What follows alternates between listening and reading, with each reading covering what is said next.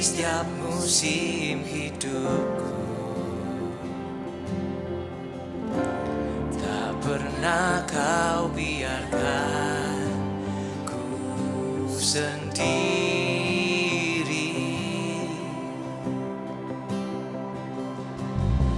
Kekuatan di jiwaku adalah bersamamu. Tak pernah ku ragukan kasih-Mu.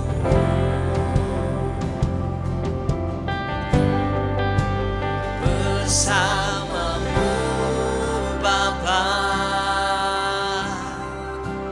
ku lewati semua perkenanan-Mu yang teguhkan hatiku. Engkau yang bertindak, memberi pertolongan. Anugerah-Mu besar, berlimpah bagiku.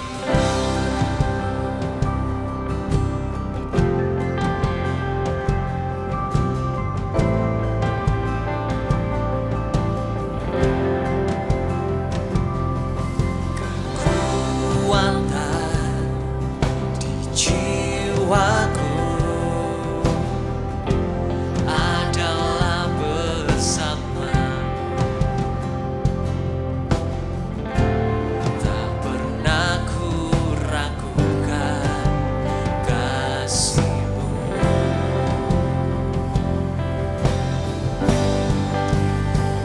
Bersamamu Bapa, ku lewati semua perkenanan-Mu yang teguhkan hatiku. Engkau yang bertindak, memberi pertolongan.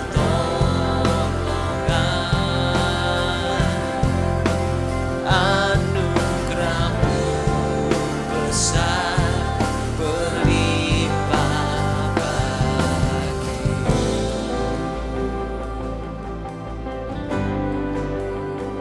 Terima kasih Tuhan, anugerah-Mu berlimpah buat hidup kami. Terima kasih Tuhan, Kau Allah yang selalu ada bersama dengan kami di segala musim hidup kami.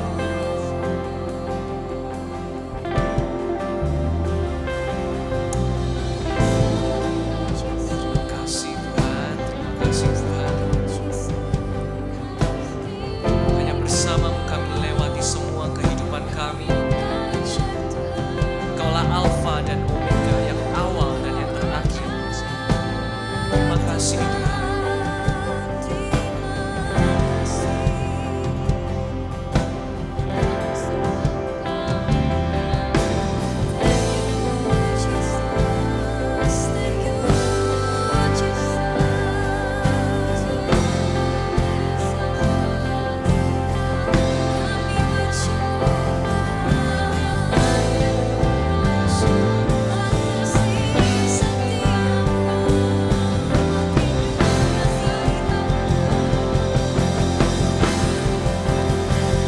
Bersamamu Bapa,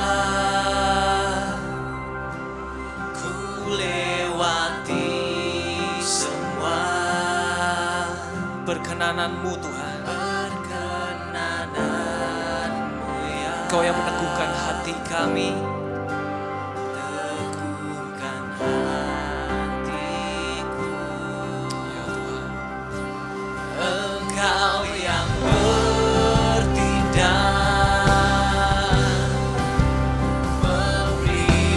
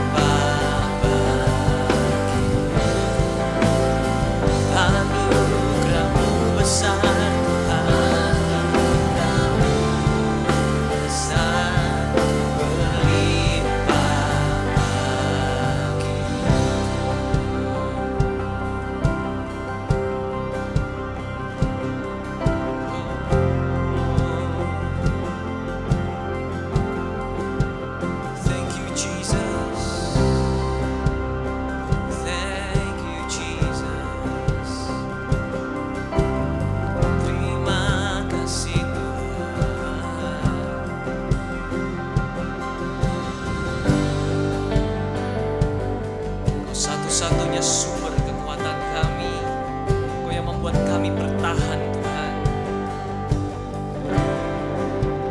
Kau kuatkan aku bertahan, Kau harapan dalam kesesakan, Kau buktikan kesetiaan-Mu Tuhan. Engkau Allah Immanuel, Kau kuatkan aku bertahan, Kau harapan dalam kesesakan, Kau buktikan kesetiaan-Mu Tuhan. Engkau Allah Immanuel, Kau kuatkan aku bertahan, Kau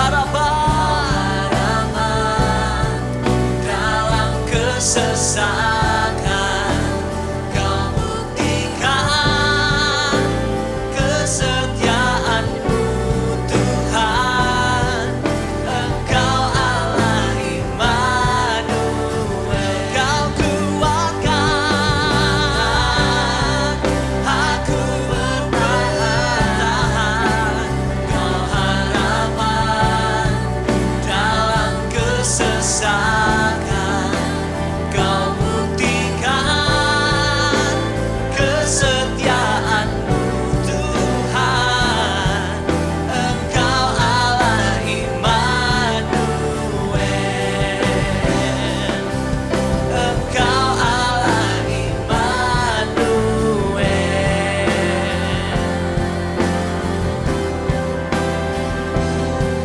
Engkau Allah Immanuel.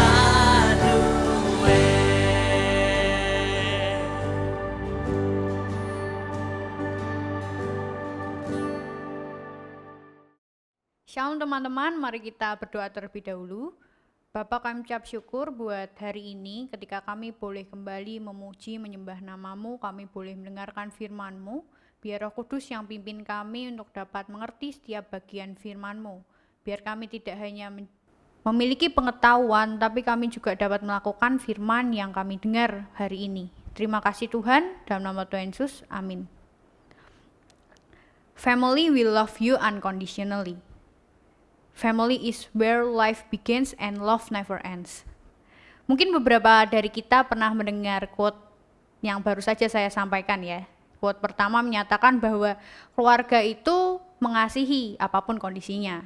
Lalu quote yang kedua berarti bahwa keluarga itu tempat di mana kehidupan dimulai dan kasih tidak pernah berhenti. Begitu indah arti yang disampaikan quote tersebut gitu. Pasti setiap kita mendambakan punya keluarga yang bisa saling mengasihi, keluarga yang saling menyupport apapun keadaannya. Tapi pada kenyataannya seringkali tidak ada kasih, tidak ada dukungan, tidak ada penerimaan, bahkan tidak saling melindungi antar anggota keluarga. Penelitian yang dilakukan oleh bilangan research community menyatakan bahwa 1/7 remaja Kristen di Indonesia merasa bahwa hubungan orang tua mereka tidak harmonis. Lalu 3/4 remaja Kristen di Indonesia merasa tidak mendapat bimbingan yang cukup dari orang tua atas pertumbuhan spiritualitasnya. 1/5 remaja Kristen di Indonesia merasa bahwa orang tuanya tidak pernah memberikan perhatian pada pertumbuhan pribadinya. 1/5 remaja Kristen di Indonesia merasa tidak bebas untuk mengeluarkan pikiran dan perasaan di rumah. Masalah dengan keluarga, sering diomeli, dimarahi, menyebabkan 400 remaja Kristen di Indonesia pernah lari dari rumah. Penelitian tersebut baru dilakukan terhadap remaja, belum lagi anak, pemuda, maupun usia dewasa muda. Padahal seharusnya keluarga itu jadi tempat terkecil, tempat terdekat di mana pembentukan karakter, di mana menjadi tempat untuk pertumbuhan spiritualitas. Namun berdasarkan penelitian yang ada, tidak seperti itu. Nah, apakah kita termasuk remaja yang ada dalam penelitian tersebut? Yang merasa bahwa keluarganya tidak harmonis, tidak mendapatkan bimbingan dari orang tuanya, tidak mendapat perhatian, tidak bebas mengeluarkan pikiran dan perasaannya, bahkan ingin keluar dari rumah. Nah, natur manusia yang berdosa menyebabkan tidak adanya kasih di keluarga. Hal tersebut menyebabkan satu sama lain saling melukai, saling menyakiti, sehingga keluarga tidak menjadi tempat yang nyaman untuk kita bertumbuh, untuk kita berekspresi, untuk menyatakan keluh dan kesah. Apalagi di masa-masa seperti ini, ketika kegiatan hampir semuanya dilakukan di dalam rumah, aktivitas terpaksa dipindah ke rumah. Kondisi yang keluarga yang tidak ideal, suasana yang tidak nyaman, membuat kita sangat ingin keluar dari rumah. Seringkali kita merasa sulit buat menerima kondisi tersebut. Kita sulit untuk mengampuni anggota keluarga kita, sulit untuk menerima keluarga kita. Perkataan, cacian, pukulan, dan perlakuan lainnya yang menyakiti baik secara fisik maupun perasaan, pikiran membuat kita marah hingga sulit mengampuni. Hari ini kita akan belajar dari Yusuf. Kita akan melihat bagaimana perjalanannya bertemu dengan saudaranya, melihat petualangannya mengampuni saudara-saudaranya, meneladani bagaimana kisah masa lalunya yang pahit karena ulah saudara-saudaranya tidak membuatnya dendam kepada mereka. Yusuf merupakan anak ke-12 dari Yakub dan Rahel. Jadi Yakub ini menikah dengan Rahel, namun sebelumnya ia menikah dengan kakaknya Rahel, Lea. Jadi Yusuf punya saudara-saudara dari ibu tirinya Lea ya.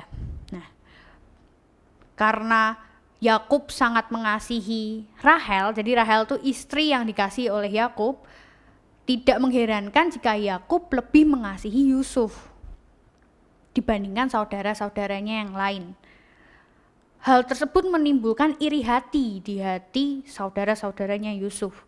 Ditambah lagi mimpi Yusuf yang ditafsirkan bahwa Yusuf akan menjadi pemimpin di atas saudara-saudaranya, membuat saudara-saudara Yusuf semakin geram ketika mendengarnya. Hingga akhirnya saudara-saudaranya berencana untuk menindas Yusuf, untuk membalaskan iri hatinya kepada Yusuf. Akhirnya saudaranya memutuskan untuk menjual Yusuf menjadi budak atas Potifar yang tinggal di Mesir. Nah, akibat perbuatan saudara-saudaranya, Yusuf mengalami berbagai kondisi yang pahit. Yusuf mengalami kondisi yang tidak mengenakan. Mulai dari difitnah karena tuduhan yang tidak jelas di rumah Potifar, hingga Yusuf dipenjara. Dan yang pasti, Yusuf tinggal jauh dari ayah dan ibunya. Tinggal jauh dari orang tua yang mengasihinya. Begitu pahit kondisi yang harus dialami Yusuf oleh karena perbuatan saudara-saudaranya.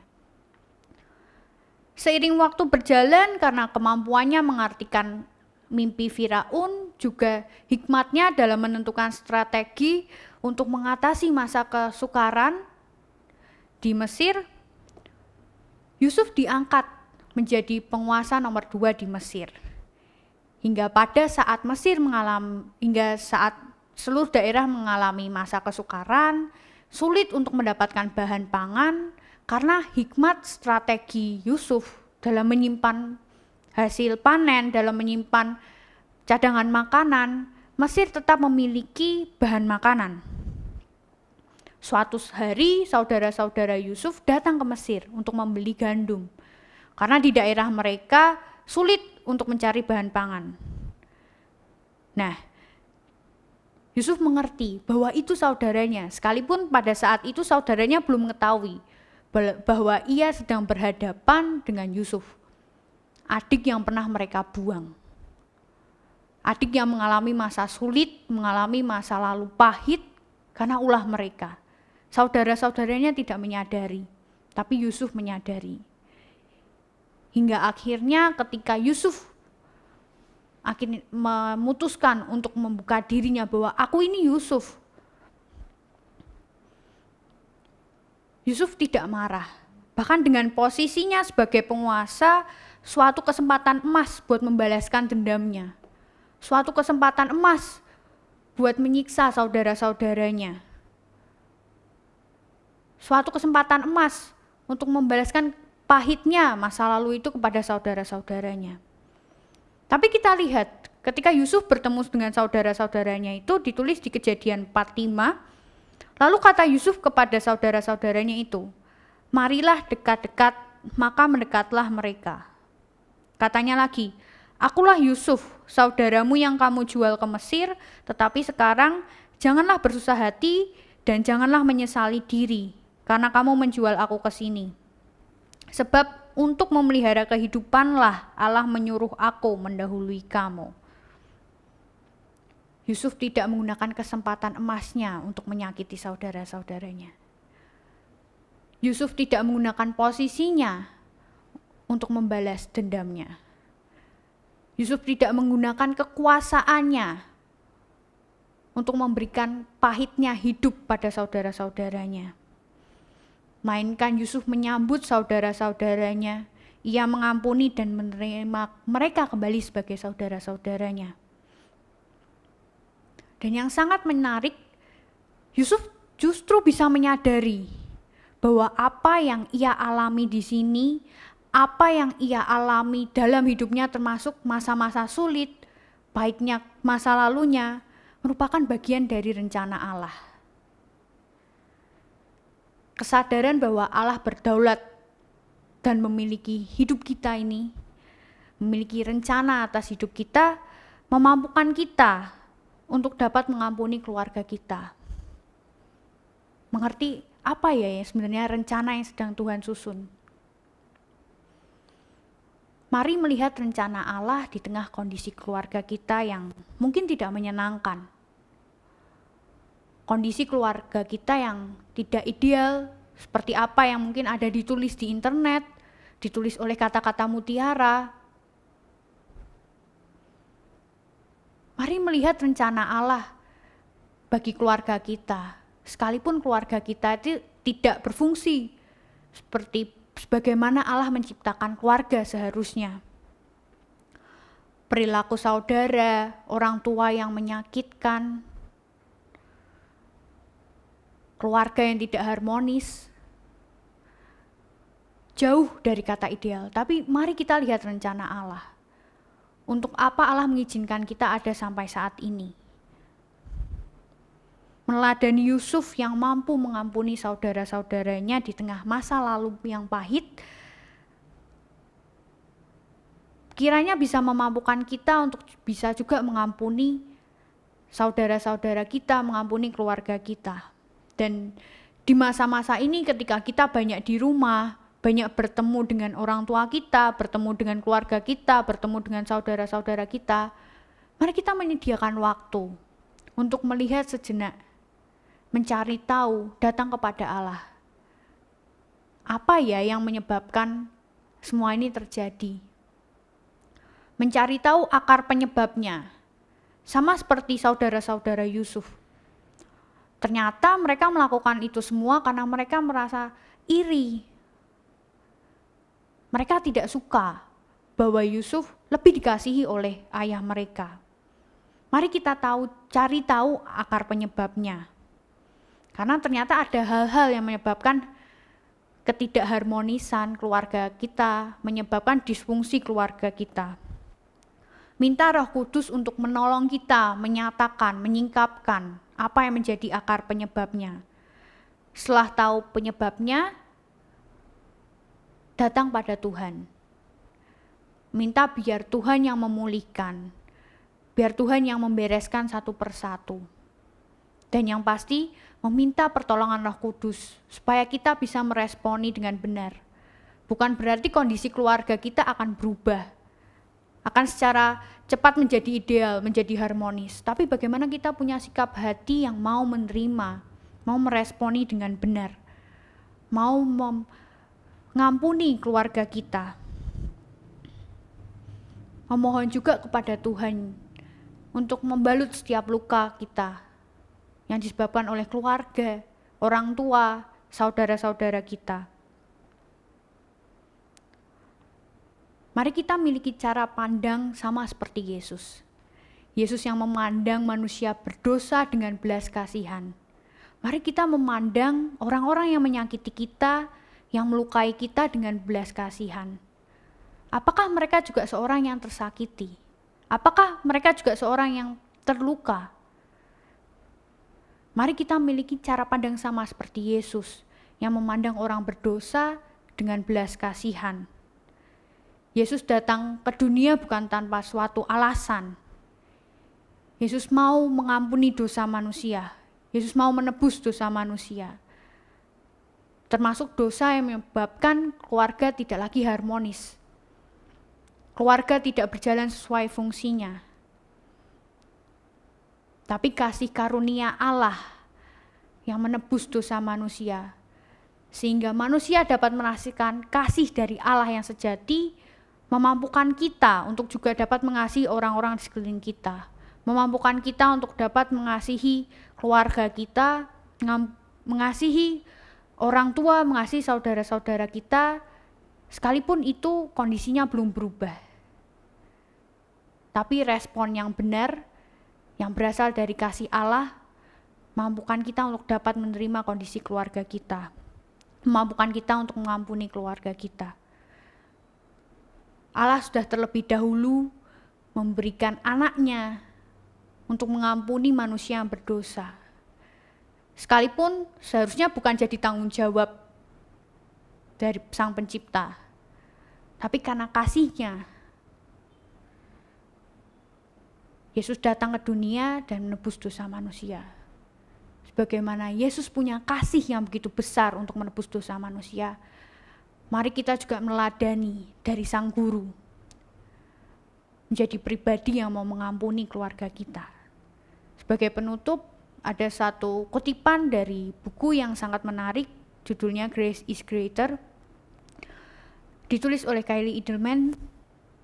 Disebutkan seperti ini: tidak ada dosa yang begitu besar, kepahitan yang begitu dalam, sehingga kasih karunia Allah tidak mampu mengubah hati dan menulis ulang kisah hidup manusia. Mari kita nikmati kasih Allah, dan biarlah Roh Kudus yang menolong kita untuk mampu mengampuni, mengasihi keluarga kita. Mari kita berdoa. Bapa, kami ucap syukur buat hari ini kalau kami boleh belajar dari pribadi Yusuf, bagaimana Yusuf menerima saudara-saudaranya, Yusuf mengampuni saudara-saudaranya, sekalipun saudara-saudaranya menyebabkan masa lalu pahit yang harus dia hadapi.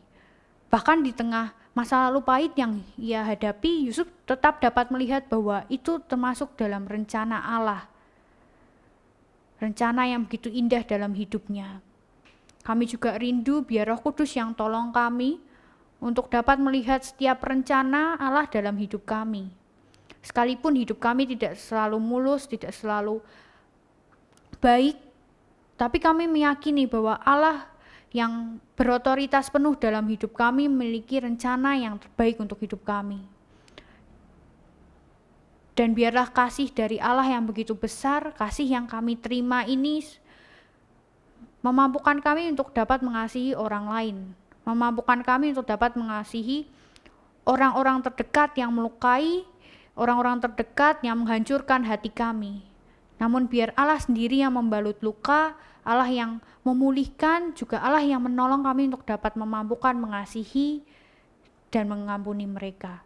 Terima kasih Tuhan, sertai setiap langkah hidup kami, biar kami menjadi semakin berkenan di hadapan-Mu. Dalam nama Tuhan Yesus, amin.